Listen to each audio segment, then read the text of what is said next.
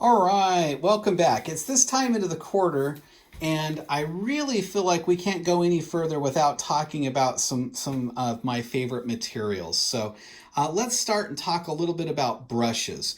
So to get started, what we have here is this is a mop brush, and this one happens to be a Raphael size 4. The hair is often squirrel hair, though there's variations. Sometimes there'll be a synthetic blend, and depending upon how much you want to spend, you can get different qualities of hair. But really, the squirrel works quite well. It absorbs a ton of water, and really the advantage is you can hold a lot of pigment and still have a really fine point. So this one's even larger. This one here is a Raphael size 8 mop brush, and I dipped it in the water, and the thing I wanted to show you is it's loaded with water right now. But the very cool thing is, look at how nice and sharp that point is. So you still have the advantage of like a really small brush, but then you have something that's holding a lot of pigment and a lot of water along the way. So a cheaper version of the same thing, this is also a Raphael. This one has the black hair and it's been cut and trimmed, so it's synthetic. It's kind of hard to see in the video there, but it's a little bit different than the squirrel. And let's see what it says on the side. This is an imitation squirrel, so I don't know what that means. Petite imitation squirrel hair. So it's some kind of a synthetic blend. It still works really well, but I will confess that something like this, that's the actual squirrel hair, holds a lot more pigment and it gives you this incredibly fine line. So they're a bit pricey. For a size 8, you're looking at a bit of an investment. And for a smaller brush like a size 4, which is still going to be really, really good, won't set you back quite as much. But these become really, really popular in just the last couple of years. They're still a relatively new brush on the market. I mean, I don't know how long they've been around, like maybe 10 years is probably about when I started becoming aware of them. But they didn't seem to be that big of a thing. Now, maybe you don't want to load down that kind of an investment, but what you are interested in doing is just adding some bigger brushes to your quiver. So if you want to do that, what I would recommend doing is investing in some of these Snap brand brushes, or this is the Blick Mega. This is a size 30, which to me, I guess we could measure it. It's about a 2-inch flat, which gives you an idea. And it's not particularly expensive. The other alternative is getting these Princeton Snap brushes right here. This is the Stroke series. And what you want to look for is the sort of tan colored bristles here. So I have another one that's white, and the white one will work just fine, but the tan one tends to hold a little bit more pigment and it just works better. This is a little stiffer and it works better for acrylic and oil applications, in my opinion, and the tan colored Talon type brushes, they work a lot better for applications of watercolor. So that's a little bit of a breakdown. If you're asking what sizes, 2-inch, 1.5 inches, 3/4, that sort of thing, they're really good to have. But again, if you want to get into like a size 30 or something, and then you're talking about a 2-inch flat, and that can be sort of an inexpensive measure to get a nice brush. You're probably finding if you have a whole bunch of smaller brushes, it's a lot harder to be able to apply maybe the kind of wash that you want. But again, I understand we're all on a tight budget, so you might be just fine. I'm just letting you know some of the alternate materials that you might be interested in. Okay, so I briefly talked about palettes, but I don't think I've really given you a great overview of palettes. So let's take a little bit of time to do that now. This is an aluminum palette. It's a Korean manufacturer. A manufacturer starts with an H, and if you type in aluminum palette on Amazon or eBay, you'll find it. It's like HUEN something, if I'm not mistaken. But just look for that H insignia right there on the fold out for where the thumb insertion is. And again, if you have a palette, If you haven't noticed, that's where you can put your thumb and actually hold the palette as you're painting. So here in another week or two, we're going to be doing an outdoor painting, and there's an advantage to having a palette where you can keep it on your hand if you're in an area where you don't have a lot of areas to rest your paints. Okay, so that's a really nice style palette. It's a lot more satisfying to mix in this style of a palette than it is the plastic. The paint itself isn't going to separate.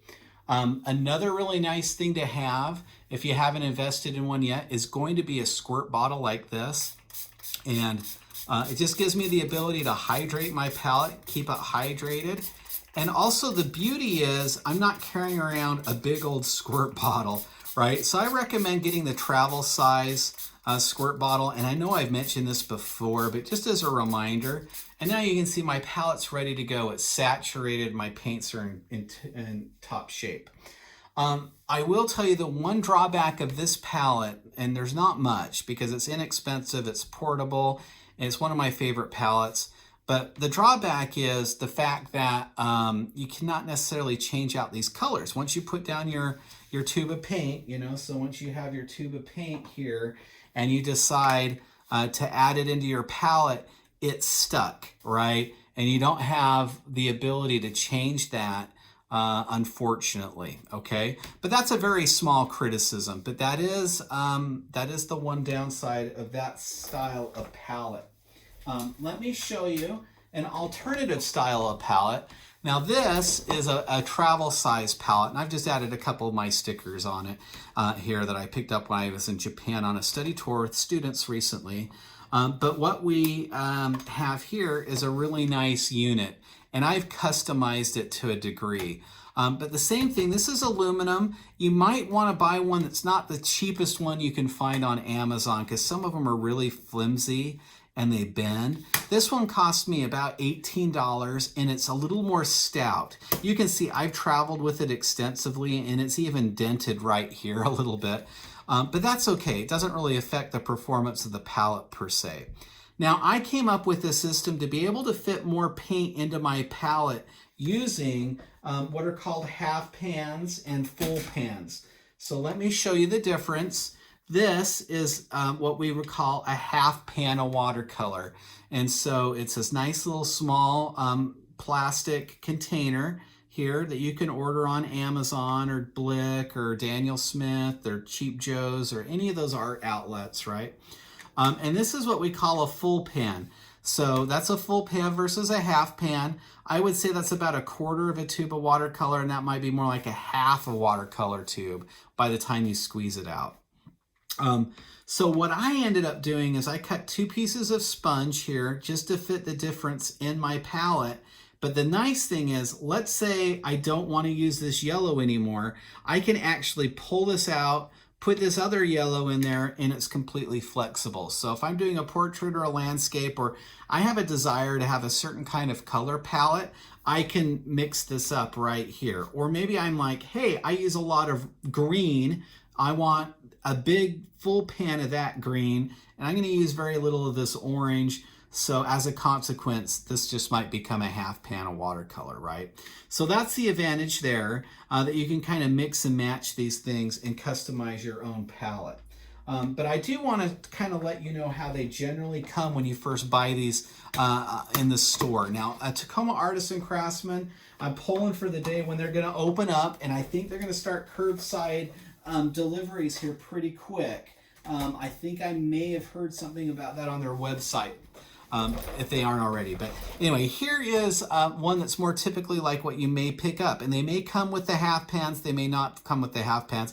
This was a really inexpensive one we picked up in Korea when I was visiting there, actually. I mean, it was like under $10 with all the paints. It was a deal that you just couldn't beat.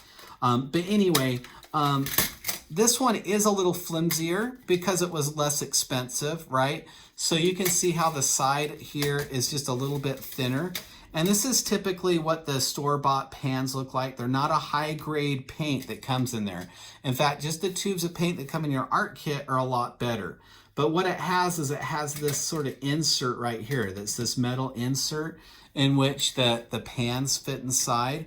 what I did is I simply took this out because A, it's a little heavy, and B, by taking it out, you can see what I did in mine. And they're just like little transformers. Aren't they cool? I just love how they open and close. It's just so satisfying. All right, so you can see by taking that out, I was able to fill up these pans, and I ended up getting way more pans and way more watercolor surface. Sometimes they're left like this to put a travel brush in the center, which is convenient. But this one happens to be all half pans, which the cheaper ones are going to be all half pans basically. But you can see I've determined that I just like to take it out so I can get more paint in there. But that's the option. So you can see the one that I bought happened to have a little bit different setup. The pans look like this, pretty similar, but just slightly different. But anyway, so I just took that out, was able to build it like so. And that's another one of my favorite watercolor niceties that you can add to your kit over time. One other thing that's really not that expensive, and I have them in a couple different sizes, especially for when you're painting outside or you just want to be really cool because you can't stop yourself from buying more art materials. I know I have a problem. I know I do. Okay, so what you can do is you can get a little silicone cup like this, and it's expandable. In fact, I've got a smaller one trapped inside it. That was pretty tricky. I didn't realize I did that. So here's two. So this one's a little bit smaller, a little bit more portable, right? And you can find these at the dollar store. Sometimes you can find them in the camping section of like, REI or Walmart or whatever. But the cool thing is these are just silicone. This one happens to be made for artists. It's Faber-Castell.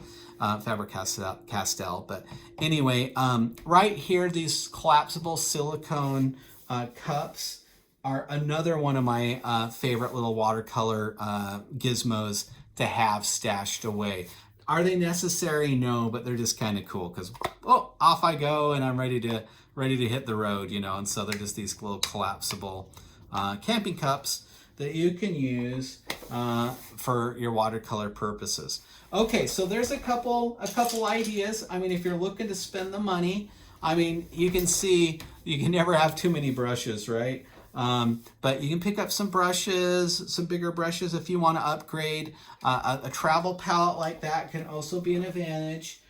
If you're happy with your materials, that's great. You don't need to worry about it, right? If you've got everything you need, then you're in good shape. One other consideration is you can either make or get some boards. And sometimes as you're working on a watercolor, it's kind of nice to have something like this where you can clip in your watercolor paper. Another thing that works well is a thin sheet of Masonite or MDF or just a piece of plywood that isn't too slivery or heavy could work. A piece of foam core or gator board works really well and it's not so heavy.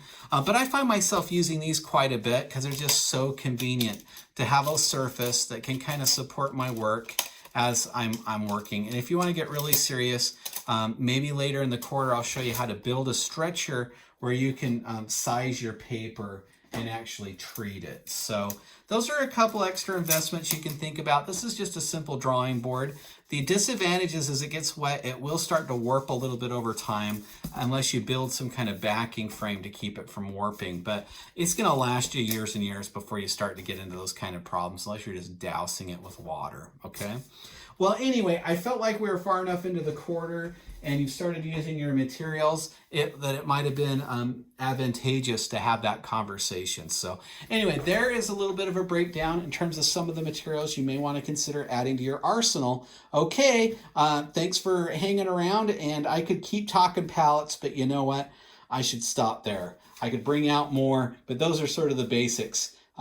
In terms of maybe some things you want to look for. Okay, thanks so much. Have a good one, and happy art shopping if it's in your future. All right, take care.